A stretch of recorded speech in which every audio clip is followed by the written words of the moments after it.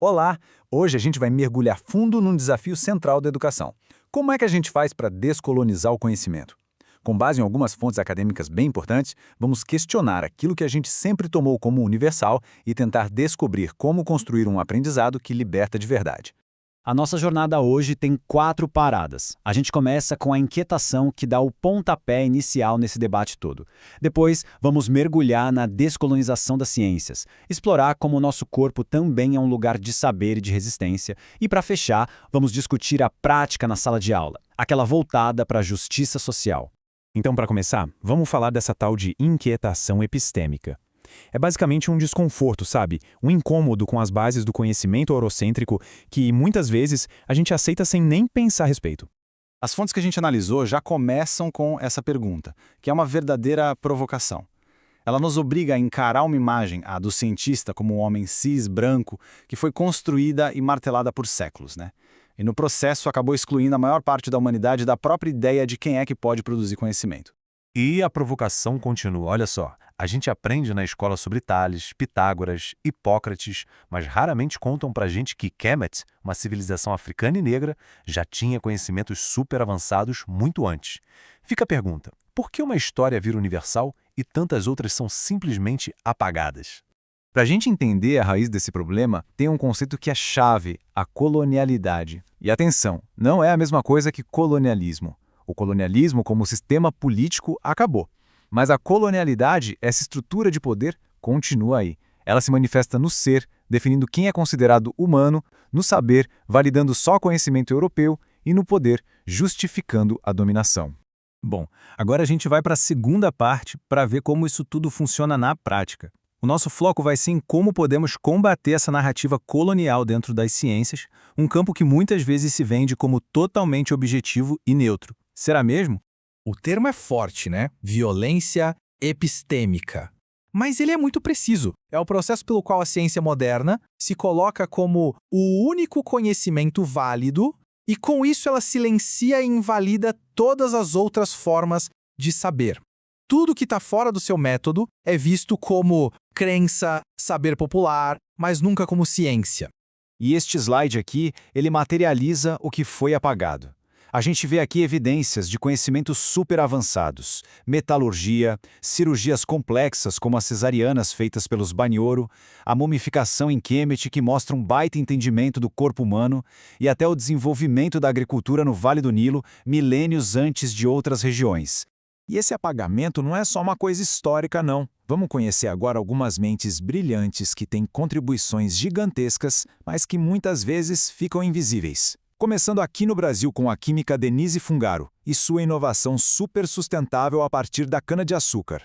Indo para os Estados Unidos, a gente encontra Alice Augusta Ball. No comecinho do século XX, o trabalho dela simplesmente revolucionou o tratamento da hanseníase. Ela desenvolveu a primeira terapia injetável e salvou inúmeras vidas. Um feito inacreditável para a época.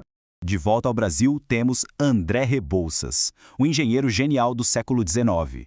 As soluções que ele criou, como o sistema de abastecimento de água para o Rio de Janeiro, foram fundamentais para o desenvolvimento do país. Mas a história dele muitas vezes é deixada de lado nos livros, né? E claro, Katherine Johnson, a computadora humana da NASA. Sem os cálculos precisos dela, talvez a humanidade nem tivesse chegado à Lua. E essas são só algumas das muitas histórias que precisam ser contadas para a gente ter uma visão completa do que é ciência de verdade. Agora, vamos mudar um pouco o foco.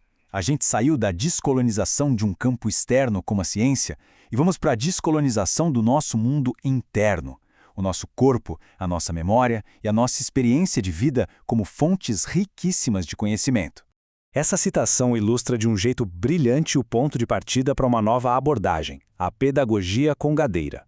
A congada, que é uma manifestação cultural afro-brasileira, é vista aqui não só como folclore, mas como um ato político, pedagógico, de pura resistência. E aqui a gente vê a congada em ação. A pedagogia que estamos explorando nasce dessa prática viva, pulsante. Os cantos, as danças, os rituais, tudo isso carrega uma memória ancestral de luta, de comunidade e de ressignificação. O ponto crucial aqui é o método. A pedagogia com Gaideira usa a abordagem autobiográfica. O que isso quer dizer na prática? Quer dizer que a experiência pessoal, a história de vida de cada um, deixa de ser só um relato para se tornar uma fonte legítima de saber. O sujeito passa a ter autoridade sobre a sua própria narrativa. Esse diagrama aqui nos ajuda a entender como essa pedagogia bagunça a nossa noção de tempo. O tempo biográfico não é só o tempo linear do relógio, sabe? É o ponto de encontro entre o tempo objetivo, o nosso tempo subjetivo, que é social e cultural, e o tempo da narrativa, aquele momento em que a gente conta e dá um novo sentido para a nossa própria história.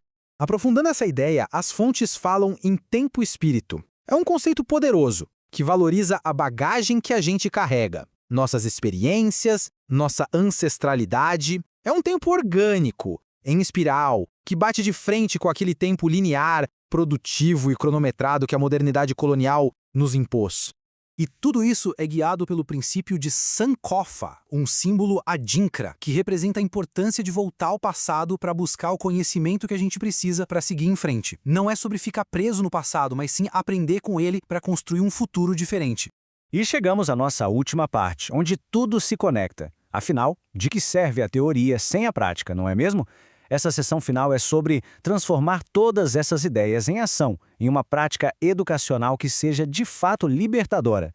É fundamental entender que essa não é apenas uma discussão filosófica. No Brasil, por exemplo, a gente tem as leis 10.639 e 11.645, que tornam obrigatório o ensino da história e cultura afro-brasileira e indígena. Ou seja, descolonizar o currículo não é uma opção, é uma exigência legal para uma educação democrática de verdade. O objetivo final não é simplesmente jogar fora um conhecimento para colocar outro no lugar, ou negar as contribuições da ciência ocidental. A ideia é criar fissuras decoloniais, que são espaços para o que as fontes chamam de diálogos de fronteira. Nesses diálogos, diferentes formas de saber podem existir juntas e interagir com respeito, com reciprocidade, enriquecendo a nossa compreensão do mundo. No fim das contas, essa jornada de descolonização se resume a isto. É um trabalho que exige não apenas rigor intelectual, mas também um profundo compromisso ético. A pergunta que fica para todos nós é: como podemos, em nossas próprias práticas, criar essas fissuras para um futuro mais justo e mais plural?